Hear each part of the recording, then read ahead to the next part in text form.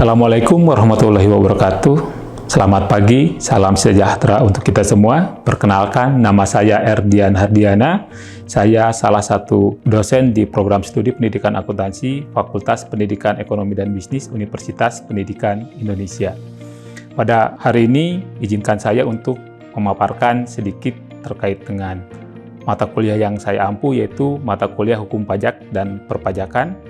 Dan video ini disusun untuk memenuhi salah satu syarat untuk mengajukan sertifikasi dosen di tahun 2023. Video ini merupakan bentuk atau bukti dari pernyataan diri dosen unjuk kerja dalam Tridharma Perguruan Tinggi atau PDD UKT-TPT, di mana video merupakan bukti PDD UKT-TPT saya pada bidang pengajaran. Berikut ini merupakan deskripsi dari mata kuliah Hukum Pajak dan Perpajakan yang akan saya jelaskan kemudian. Mata kuliah Hukum Pajak dan Perpajakan merupakan salah satu mata kuliah wajib dan mata kuliah inti yang ada di lingkungan program studi pendidikan akuntansi. Mata kuliah ini disampaikan dalam bobot 3 SKS dan diperuntukkan untuk mahasiswa semester 3. Mata kuliah ini pun menjadi prasyarat untuk mengambil satu mata kuliah, yaitu akuntansi perpajakan, sehingga mata kuliah ini merupakan fondasi untuk mahasiswa belajar pajak di sesi berikutnya. Sesuai dengan pedoman penyelenggaraan pendidikan yang dikeluarkan oleh Universitas Pendidikan Indonesia, mata kuliah ini akan disampaikan dalam 16 kali pertemuan, di mana 14 kali pertemuannya merupakan perkuliahan secara daring atau luring, dan 2 pertemuan selanjutnya akan dipakai untuk melaksanakan ujian tengah semester dan ujian akhir semester. CPL untuk mata kuliah ini adalah mahasiswa diharapkan dapat menguasai pengetahuan dan keterampilan untuk melaksanakan kewajiban perpajakannya, khususnya untuk wajib pajak orang pribadi dan UMKM. Sedangkan CPMK-nya yang pertama adalah memahami konsep dasar perpajakan dan mekanisme serta hukum formal yang berlaku saat ini. Sehingga mahasiswa diharapkan secara terupdate mengetahui regulasi-regulasi yang berlaku pada praktek perpajakan di Indonesia. Selanjutnya, mahasiswa juga diharapkan mampu mengetahui terkait dengan jenis-jenis pajak penghasilan yang relate dengan wajib pajak orang pribadi dan UMKM. Dan yang terakhir adalah memiliki keterampilan untuk menjalankan kewajiban perpajakan untuk wajib pajak, yaitu bisa menghitung, bisa membayar, dan bisa melakukan pelaporan setiap jenis wajib pajak. Materi yang akan disampaikan pada mata kuliah ini yang pertama adalah materi terkait dengan aturan formil yang dalam hal ini merupakan materi terkait ketentuan umum dan tata cara perpajakan.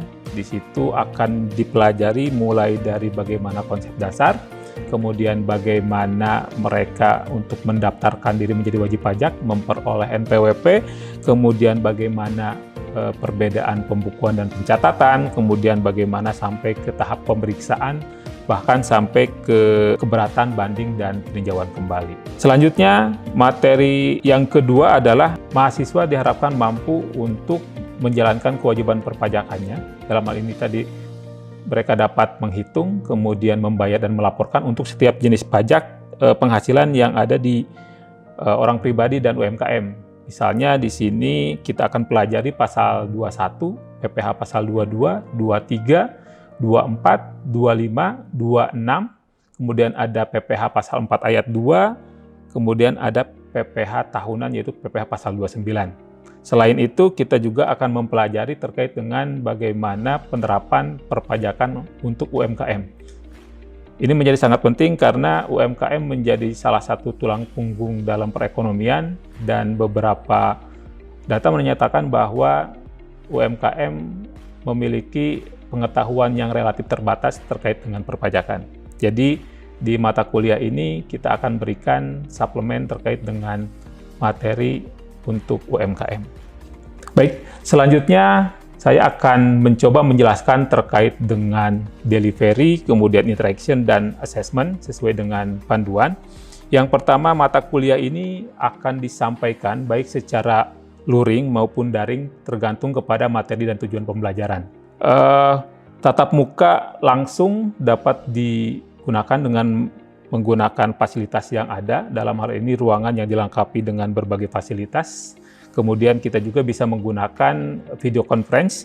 Kita memiliki beberapa pilihan, diantaranya adalah Zoom Meeting. Kita sudah menggunakan Zoom Meeting dari 2 tahun sebelumnya semenjak pandemi. Kemudian kita juga bisa menggunakan media asinkronus, yaitu Learning Management System. Di sini kita memiliki SPOT, sistem pembelajaran online terpadu yang dikembangkan oleh universitas, dan kita juga biasa menggunakan WAG kelas yang memang kita pakai untuk interaksi antara dosen dan mahasiswa. Di situ kita bisa memberikan informasi atau berdiskusi terkait dengan hal-hal yang mungkin tidak terjawab di ruangan. Terkait dengan metode pembelajaran, saat ini kita sudah beralih menjadi student-centered learning, di mana kemudian metode dan media yang digunakan kita coba sesuaikan dengan kebutuhan. Ada beberapa metode pembelajaran yang digunakan, itu akan disesuaikan dengan tadi materi dan tujuan pembelajaran yang akan dicapai. Yang pertama, kita masih gunakan metode ceramah, ini untuk menjelaskan terkait dengan konsep dasar dan mungkin eksplorasi terkait dengan hal-hal yang nanti didiskusikan dengan mahasiswa. Demonstrasi digunakan, kenapa? Karena di sini kita akan coba mendemonstrasikan beberapa penyelesaian kasus terkait dengan perhitungan, misalnya perhitungan perpajakan apakah di PPh pasal 21, 22, dan yang lain. Kemudian ada juga case method. Case method ini juga kita gunakan untuk memecahkan masalah-masalah yang mungkin saat ini juga sedang marak di Indonesia, terutama terkait dengan aspek perpajakan. Mahasiswa dituntut untuk bisa memecahkan masalah dengan menggunakan kerangka teori yang sudah dipelajari. Dan juga kita tetap akan menggunakan penugasan. Penugasan ini bisa penugasan langsung di kelas atau penugasan melalui LMS yang nanti akan sangat baik terkait dengan penagihannya. Kemudian terkait dengan interaction, pada poin ini sudah dijelaskan sebelumnya bahwa pada saat ini perkuliahan sudah menggunakan pendekatan student-centered learning, di mana saya sebagai dosen merupakan pihak yang menjadi fasilitator bagaimana kemudian pembelajaran berfokus pada siswa dengan berbagai bahan pembelajaran yang ada saat ini. Kita akan menuntut mahasiswa untuk bisa belajar berpikir kritis sesuai dengan tuntutan di abad ke-21. Interaksi juga dilakukan baik secara formal maupun non-formal, menggunakan interaksi langsung ataupun menggunakan media lain. Misalnya tadi spot, di situ kita bisa menggunakan spot untuk berdiskusi, juga menggunakan WAG yang memang sudah dibentuk sebelumnya, sehingga pertanyaan-pertanyaan yang tidak terjawab bisa diselesaikan di media-media yang saya sebutkan tadi. Nah, selanjutnya terkait dengan assessment. Assessment yang dilaksanakan mengacu kepada pedoman penyelenggaraan pendidikan yang berlaku di UPI. Assessment dilakukan dengan objektif, adil, dan memenuhi prinsip keterbukaan. Nah, terkait dengan mata kuliah ini, ada formulasi yang sudah ditetapkan di awal dan disetujui. Yang pertama adalah ada penilaian terkait dengan aktivitas dari mahasiswa itu sendiri pada proses pembelajaran sebesar 25%. Kemudian selanjutnya ada komponen dari tugas. Nah, tugas ini besarnya adalah 20%, di mana tugas ini bisa tugas langsung menggunakan misalnya aplikasi Quizzes atau Kahoot. Sedangkan sisanya sebesar 55% adalah komponen dari ujian tengah semester sebesar 25% dan ujian akhir semester sebesar 30%. Setelah itu kita akan lakukan proses assessment dan nilai akhir akan kemudian diinput ke dalam sebuah sistem yang dinamakan Sindo, di mana siswa akan mengetahui secara pribadi dan rahasia berapa nilai yang diperolehnya. Nah, kemudian ketika ada sesuatu terkait dengan nilai, maka mahasiswa selama jeda waktu tertentu yang ditentukan itu berhak untuk melakukan sanggahan. Ada masa sanggah yang bisa digunakan untuk mengkonfirmasi nilai akhir tersebut. Baik, untuk selanjutnya akan ditampilkan salah satu pertemuan yang dapat dijadikan sebagai contoh pelaksanaan pembelajaran di mata kuliah Hukum Pajak dan Perpajakan. Assalamualaikum warahmatullahi wabarakatuh. Waalaikumsalam warahmatullahi wabarakatuh. Ya, alhamdulillah bisa bertemu lagi di mata kuliah Hukum Pajak dan Perpajakan. Bagaimana kabarnya hari ini? Alhamdulillah.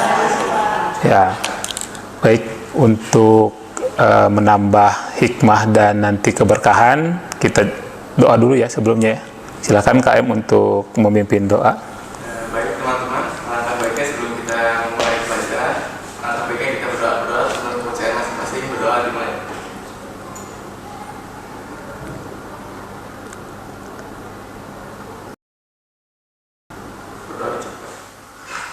Ya, terima kasih. Mudah-mudahan hari ini membawa keberkahan bagi kita. Sebelum kita mulai, ada yang tidak masuk hari ini? Sepertinya masuk semua ya? Alhamdulillah, lengkap. Jadi kita akan coba lanjutkan materi kita di siang hari ini. Hari ini adalah pertemuan keberapa? Ke-14 ya.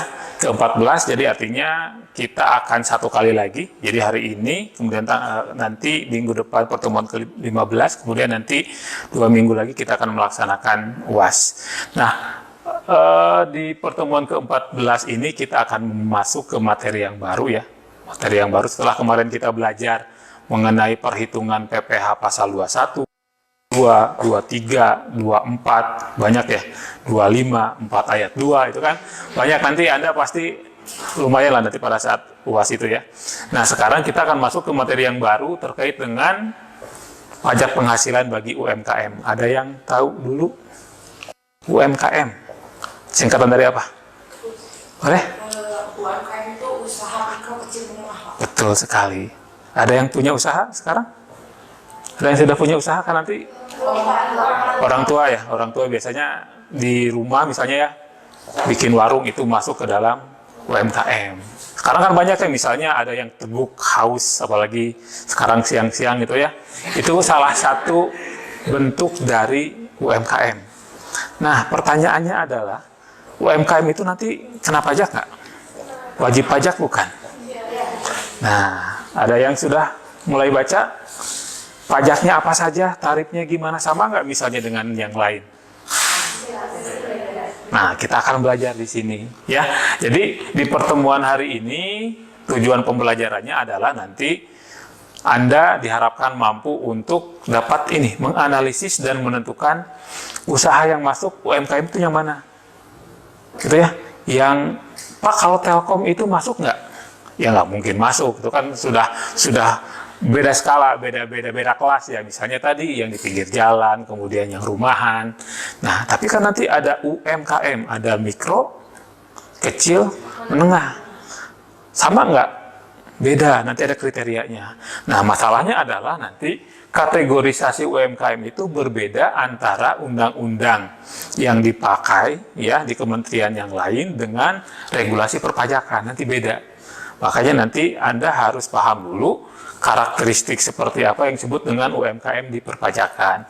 Kemudian yang kedua, nanti kita belajar juga mengenai pembukuan dan pencatatan. Orang akuntansi pasti tahu bedanya pembukuan dan pencatatan apa.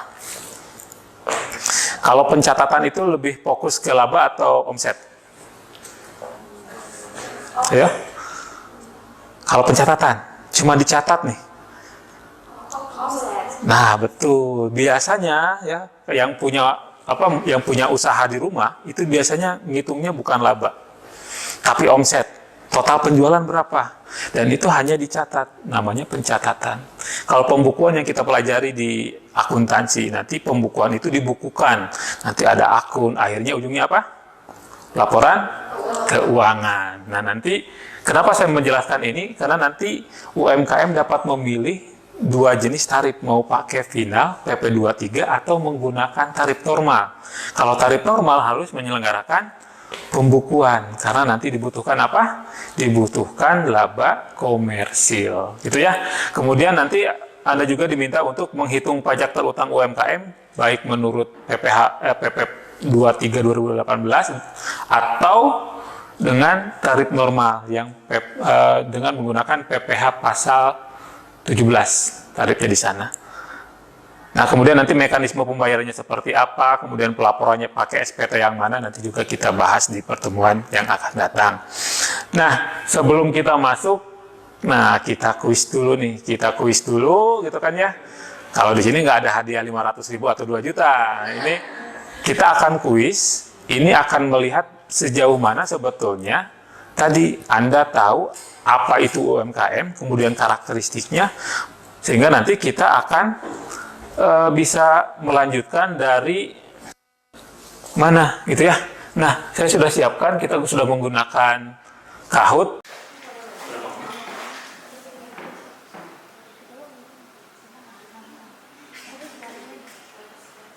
Ya, jadi kita sudah mulai, Kahoot-nya sudah mulai bergabung, ada Nursania, ada Cynthia. Wah, ini siapa ini? Ini ya, klaim sendiri nih ya. Ada Haula, ada Rehan, ada Ranisa, Nisa, Naomi, Friska, Ayuning. Ada yang masih belum bergabung? Masih dalam proses? Oke, kita tunggu sebentar ya. Kita mulai ya.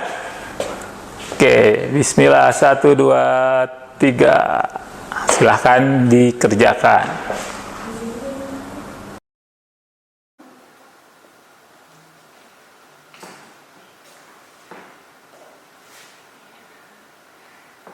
Kita ada 3 pertanyaan ya.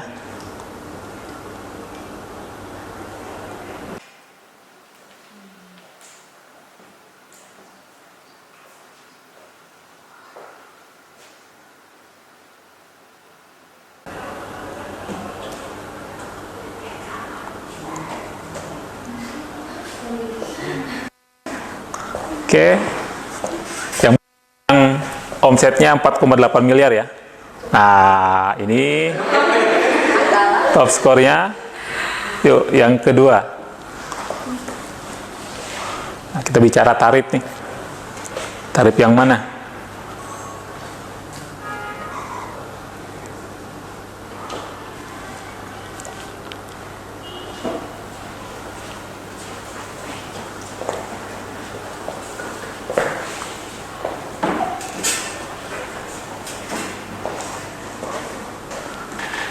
Oke, yang menjawab benar ada 3 orang ya. Oke, kita lihat siapa top skornya. Wah, Nursania nih. Terakhir nih, yang mau nyusul boleh di pertanyaan terakhir. Nih, yang tidak dikenakan pajak. Omset, kita bicara omset ya. Wah, yang ini, yang jawab benarnya lumayan banyak nih, mayoritas. Dan yang paling benar banyak, Ayuning. Yang nomor 3, keduanya Keiza. Wah, juaranya siapa ini? Ranisa. Kenapa? Karena tidak hanya betul atau tidak, tapi kecepatan. Jadi kalau yang di Kahoot itu tidak hanya betul atau salah, tapi kecepatannya. Ya, kasih aplaus buat yang 3 orang ini. Ya, jadi itu adalah sebagian informasi yang kita dapat ambil ya. Jadi kriterianya itu berbeda antara undang-undang yang ada di kementerian lain dan undang-undang yang ada di perpajakan. Sama seperti kita melakukan rekonsiliasi. Nah, yang dipakai di perpajakan kita menggunakan, nah ini ya, ini adalah kategorisasi menurut, sebentar. Nah, ini undang-undang Cipta Kerja nih, ya. Jadi kalau di sini dia mengelompokkan mikro, kecil, menengah berdasarkan omsetnya nih. Omsetnya yang disebut mikro kurang dari sama dengan 1 miliar dan seterusnya. Nah, tapi di perpajakan kita tidak mengenal kategorisasi itu. Kita mengenal ini.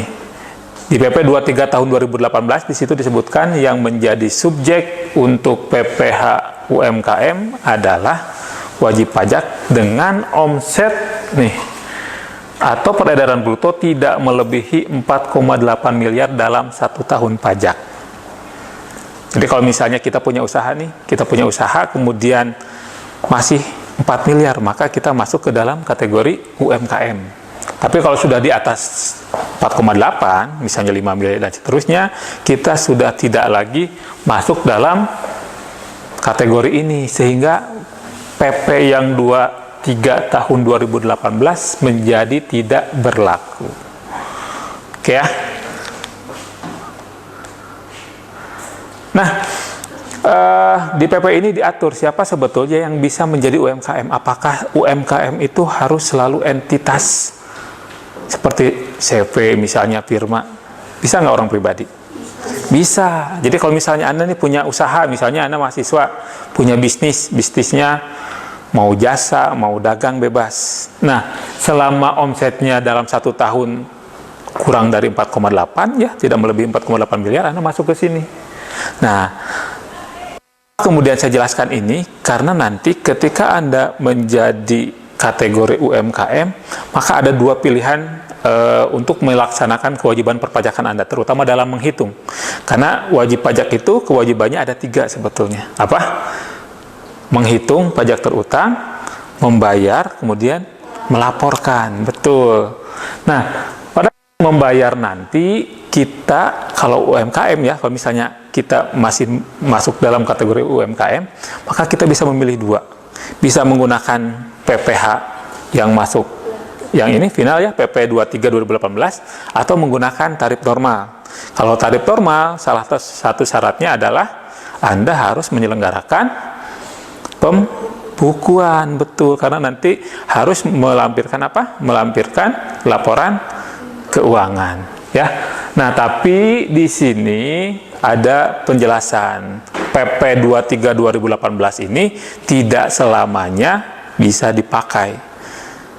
Emang gampang. Jadi dengan menggunakan PP 23 2018 ini kita hanya gampang lah. Kita hanya menghitung PPh terutang dengan cara apa? Tarif dikalikan dengan omset bulanan. Tarifnya 0,5%, omsetnya misalnya 100 juta, 100 kali 0,5% selesai. Berbeda dengan tarif normal. Kalau tarif normal, kita harus mencari dulu apa? Mencari laba komersil dulu. Setelah itu direkonsiliasi, baru kemudian dikalikan dengan tarif normalnya berapa. Gitu ya. Tapi walaupun sederhana dan mudah, ada batas waktunya. Yaitu kalau kita orang pribadi maksimal 7 tahun. Jadi kalau 2018 berarti maksimal kita menggunakan ini sampai 2025 ya. Kalau badan usaha PT hanya 3 tahun, CV firma koperasi jangka waktunya 4 tahun. Setelah kita tahu tadi teorinya seperti apa gitu ya, kita coba kita hitung berdasarkan kasusnya. Misalnya di sini biasanya bisnismen itu tidak hanya punya usaha itu di satu tempat ya. Misalnya saya punya usaha di pasar A, pasar B, pasar C. Nah, yang disebut dengan omset itu apakah di hanya satu tempat? Tidak ya. Nah, di sini dijelaskan untuk menghitung peredaran bruto yang termasuk nanti yang tadi dijelaskan menentukan 4,8 miliar atau tidak, itu kita harus menjumlahkan seluruh omset yang dimiliki, baik itu di misalnya di pasar A, pasar B, atau pasar C. Sehingga kalau kita lihat situan A di 2019 ini apakah sudah lebih dari 4,8 miliar atau belum? Pasar A 1 miliar, pasar B 2 miliar jadi 3 miliar, tambah pasar C 2 miliar jadi 5 miliar. Nah, dengan melihat kasus ini, maka situan A ini tidak bisa menggunakan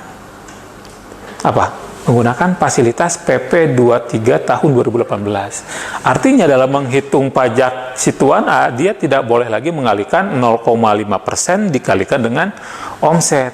Tapi dia harus menggunakan tarif normal. Gitu ya. Karena apa? Karena di sini dia sudah melebihi 4,8 miliar. Seperti itu. Nah, ini ada beberapa aplikasi sebetulnya yang bisa membantu bagi UMKM yang tadi kan ketika dia tidak boleh menggunakan PP 23, maka dia diwajibkan untuk menyelenggarakan pembukuan, ya kan ya. Nah, pembukuan itu lumayan sulit katanya. Kenapa? Karena tidak semua pemilik UMKM memiliki latar belakang pendidikan atau pengalaman di akuntansi kan ya. Nah, maka kemudian di sini ada beberapa aplikasi yang bisa dipakai. Kalau saya coba, ini saya coba, mau dia latar belakangnya akuntansi pasti sudah jago, tapi di luar itu pun sangat mudah. Jadi Anda nanti boleh kalau punya usaha atau mau mempraktekkan, silahkan akses di Google Play. Di sini Anda bisa melihat akuntansi UKM. Di situ sudah bisa diakses mulai dari bagaimana mencatat transaksi sampai ujungnya adalah menyusun laporan keuangan, di mana laporan keuangan ini nanti bisa dipakai untuk apa? Untuk melaporkan ke Dirjen Pajak dan jadi dasar pengenaan pajak untuk pajak UMKM.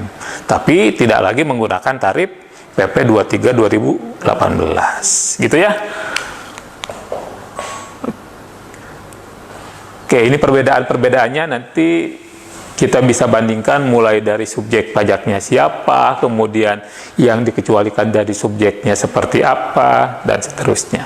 Ya, jadi seperti itu pemaparannya. Jadi hari ini kita sudah belajar mengenai bagaimana kategorisasi UMKM, kemudian bagaimana konsep dari pembukuan dan pencatatan, bagaimana tarifnya gitu ya, apakah menggunakan tarif normal atau PP 23 2018, bagaimana mekanisme untuk pembayaran dan pelaporan ya. Jadi seperti itu. Ada yang mau ditanyakan? Ya, jadi untuk minggu depan ya kita akan masuk ke materi yang baru, PPh pasal 29. Nah, untuk penguatannya untuk pertemuan hari ini nanti silakan Anda akses bahan-bahan pelajaran. Di situ ada modul, ada regulasi, ada beberapa contoh soal di spot ya, di masing-masing akun Anda, silakan dicek. Kita ketemu lagi minggu depan. Kalau tidak ada pertanyaan, kita cukupkan sampai di sini. Jadi, mohon maaf bila ada hal yang tidak berkenan. Kita tutup dengan bacaan hamdalah. Alhamdulillahirabbil alamin. Wassalamualaikum warahmatullahi wabarakatuh. Waalaikumsalam warahmatullahi wabarakatuh. Ya, makasih ya. Ketemu minggu depan. Begitulah video PDD UKT-PT yang sudah saya susun. Mohon maaf bila ada hal yang tidak berkenan. Dan sebelum saya tutup, saya ingin mengucapkan banyak terima kasih kepada berbagai pihak yang sudah berkontribusi sehingga kemudian saya sampai di tahap ini. Pertama, ingin saya sampaikan terima kasih kepada para pimpinan Universitas Pendidikan Indonesia, UPI Bandung, kemudian para pimpinan Fakultas Pendidikan Ekonomi dan Bisnis, dan bagian Biro SDM UPI yang sudah membantu saya selama ini. Dan tidak lupa, terima kasih kepada mahasiswa yang sudah menjadi bagian dari perjalanan indah ini. Semoga ini menjadi awal untuk perbaikan dan pengembangan diri saya ke depan. Untuk itu saya tutup. Wassalamualaikum warahmatullahi wabarakatuh. Terima kasih.